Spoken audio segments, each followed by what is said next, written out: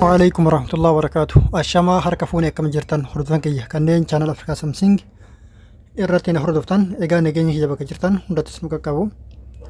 Tole egaa hordofan kiyya viidiyoo har'aa kana keessatti akkaataa imo irratti yeroo hojiidhaan ta'ee wantoota garaagaraatiin biizii jirtan yookiin ammoo waa hojjechaa jirtan jechuudha. Akka namni imo keessan irratti hin bilbille karaa taasisuu dandeettanis garsaa jechuudha. Yeroo kana isin jedhu imo keessan osoo dileet hin godhin yookiin ammoo jechuudha osoo gonkumattuu keessaa hin bahin jechuudha. Akkuma keessa jirtanitti tahee akkuma fayyadamaa jirtanitti tahee akka namni imo keessan sanarratti hin bilbille yookiin ammoo bilbila imo keessanii sanarratti akka namni hin bilbille karaa isin taasisuu dandeettanis garsaa jechuudha. Egaa imoon isin kanattiin gootan imo normaal yookiin ammoo imo Google Play irraa buusana. Isa san warroonni abdeetiin godhatiin abdeet godhaati tajaajila imoon kennu hunda fayyadamaa isinin jedha.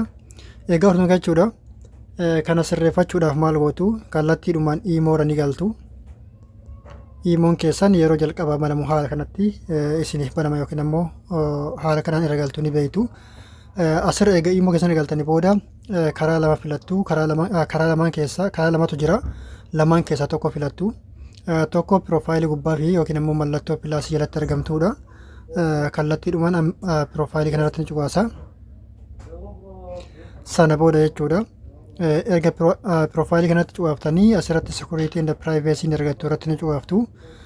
Sana booda xiqqoo kanatti ol harkisuudhaan call jedha. Iddoo call jedhu irratti ni cuqaaftu. Sana booda asirratti jechuudha akkuma agartan who can call me jedha. Eenyutu akkasiniif bilbiluu danda'u akka mallattoo gaafiitti yookiin ammoo akka gaafiitti dhiyeessaa jechuudha. Everyone jedha. My contact is Kassam nobody jedha. Everyone kanarra yoo jiraate keessan jechuu yeroo jalqabaaf seentaniif jechuudha.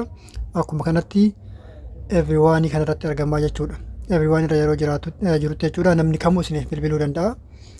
My contact is ammoo nama qunnamtii waliin qabdan yookiin ammoo waliin hariiroo qabdan kaastamii nobody fakkeenyaaf amma kanneen hunda keessa akka namni isiniif bilbille waan barbaadaniif jechuudha kamirratti guuttattu nobody kanarratti guuttattu jechuudha. Haala kanatti nobody kanarratti yeroo guuttattanitti namni kamuu isiniif bilbilu jechuudha yookiin ammoo imo keessan sanarratti bilbilee isin argatu jechuudha.